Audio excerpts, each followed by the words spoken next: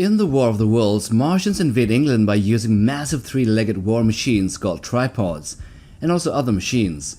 These giant ones, the tripods, storm across towns and cities of England, blasting everything with their deadly heat ray and poisoning entire areas with the black smoke. Armies, cannons, and cavalry are almost useless against them, and people everywhere panic as civilization begins to collapse.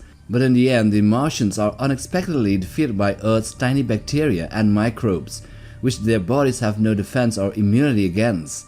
But what if they had airtight compartments, or they were invulnerable to the pathogens of Earth? What would the world be like? So here in this video, we will analyze the entire invasion force of the Martians and War of the Worlds by H.G. Wells, and then take a look at whether or not they could have taken over the world, or maybe just England. Let's get to it. Okay, let's begin with the invasion force. The Martians came to Earth using enormous spacecraft called the cylinders, which were basically giant metal projectiles fired from Mars by an unbelievable machine known as the Great Gun, which is kind of like an accelerator or a space cannon. These cylinders were huge and around 90 feet wide and several times longer, and they were probably shaped like gigantic bullets so they could fly through space and penetrate the Earth's atmosphere more easily. The launches happened when Mars and Earth were lined up properly in space, and the trip across the solar system took about 10 months. When the cylinders finally arrived, they slammed into the ground, digging massive craters and created defensive perimeters almost immediately. Each cylinder carried several Martians along with disassembled machines, creatures that were used for food, and weapons for the invasion. Some even had mounted heat rays ready to fire the moment they landed, like defensive measures. But in total, only 10 cylinders were launched during the invasion. Some fans think the Martians planned to send more later, while others believe that their giant launch system on Mars was damaged or could no longer keep firing for some unknown reason. But still, the Martians nearly destroyed England, even though their actual invasion force was surprisingly small. According to the details mentioned throughout the novel, each of the 10 cylinders carried a limited number of machines and Martians, which means that their invasion force was more highly likely an advanced strike force rather than a gigantic army. Every cylinder reportedly contained about 5 fighting machines, better known today as the famous tripods, along with 3 smaller handling machines used for construction, repairs, and heavy labor. At least one flying machine was also being built or tested from the materials inside the cylinders, while the mysterious digging machines were used to expand the craters and create underground work areas. Since there were 10 cylinders in total, that means the invasion force may have included around 50 tripods, roughly 30 handling machines altogether, though not all of them were active at the same time. The exact number of digging machines is not known, and only a few flying machines were ever assembled or tested for flight. Compared to human armies, this invasion force was actually tiny, but the Martians made up for their small numbers with terrifyingly superior technology. Their tripods were nearly 100 feet tall, and they moved with incredible speed and carried devastating heat rays capable of instantly burning soldiers, houses, forests, and even armored war machines. The Martians themselves also did not need huge populations because their machines did most of the work. The handling machines acted like robotic workers, building structures and preparing the land for colonization, while the digging machines reshaped the environment around the landing sites.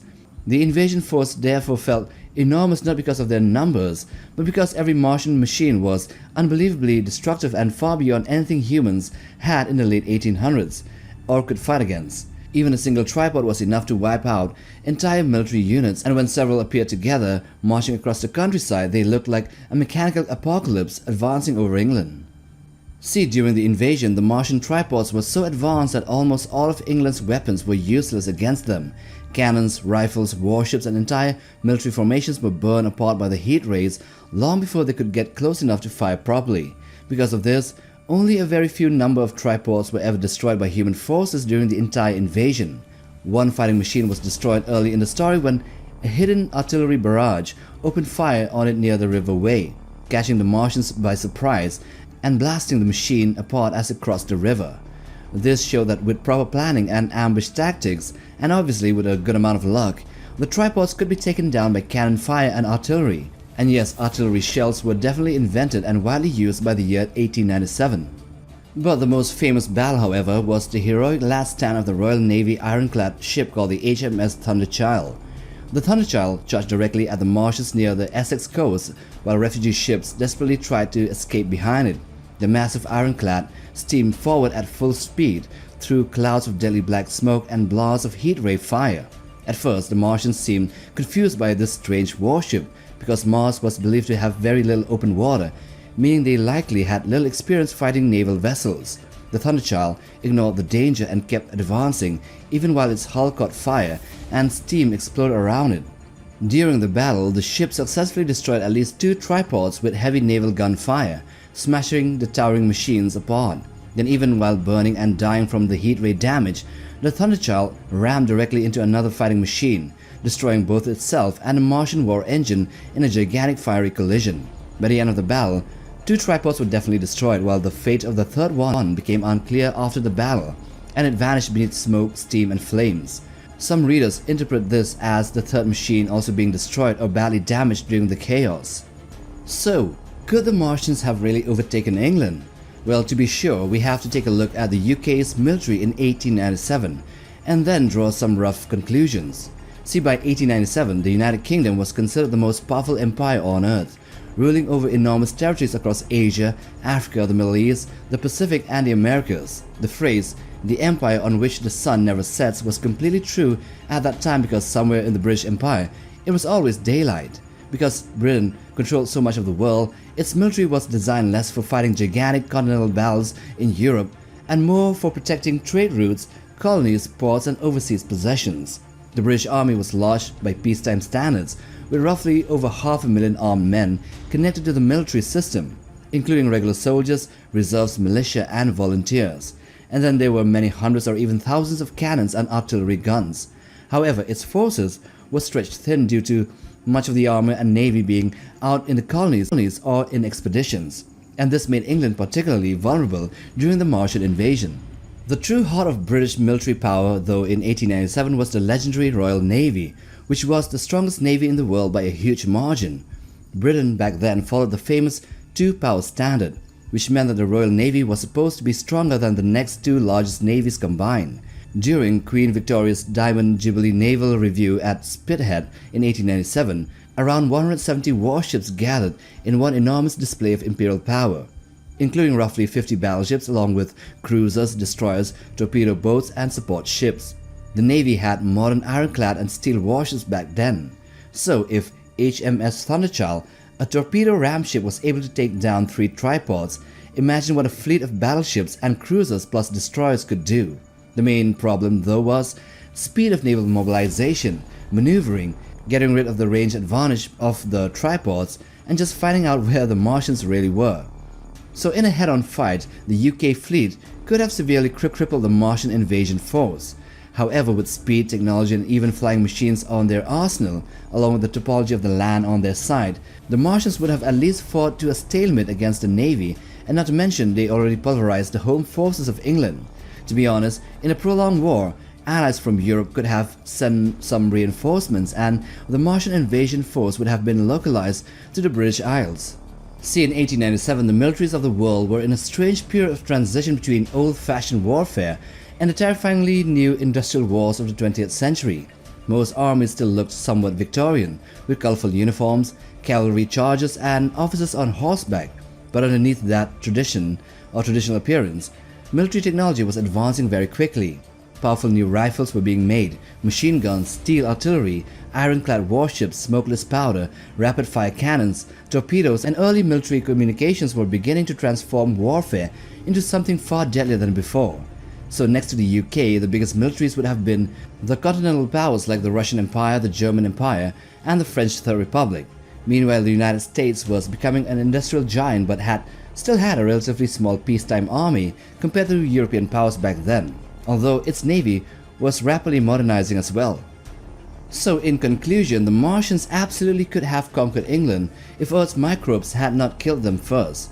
Even though Britain in 1897 was the most powerful empire in the world, with the strongest navy on Earth, the Martians still managed to shatter the country in only a matter of days because fighting was mostly on land and not in the water. Their technology was simply far too advanced for Victorian-era armies to handle effectively. The towering tripods moved faster than cavalry, ignored rough terrain, and carried heat rays capable of instantly incinerating infantry, artillery batteries, buildings, and even armored ships. Their black smoke weapons turned entire areas into deadly poison zones, forcing soldiers and civilians to flee in panic. The British Army, while large on paper, was spread across the empire, stretched quite thin and not prepared for an invasion by a gigantic alien war machine force appearing suddenly in southern England.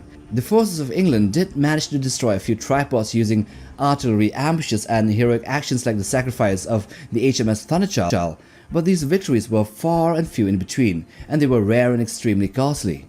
So yeah, they could have conquered England. However, conquering the entire world would have been a much harder feat for the Martians. Their invasion force was actually very small, like around 50 tripods plus supporting machines spread across 10 cylinders. That was enough to devastate England because the invasion force struck suddenly and caused total chaos. But holding and conquering every continent on Earth would have required far more machines, alien power and supplies. Once the shock wore off, the rest of the world's powers would almost certainly have reacted together. Countries like the German Empire, the French Third Republic, the Russian Empire and eventually the United States would likely have mobilized huge armies and fleets against the Martians. And not to mention, the UK's armies spread across the world, coming back to England to fight against the Martians. Over time, humanity would probably have adapted to its tactics, creating large artillery traps, concentrated naval bombardments, fortified kill zones, and coordinated attacks against isolated tripods. The Martians may dominate open battlefields early on, but they were still vulnerable to concentrated heavy fire and had very limited numbers. So realistically speaking, the Martians probably could have conquered Britain and hold on to it for a time, but then fully taking over Europe or the entire world would have probably been impossible for a force of less than 50 tripods.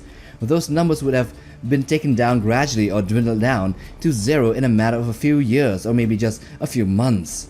And so that's that. They could not take over the world. That is the final conclusion. Now with that we come to the end of the video.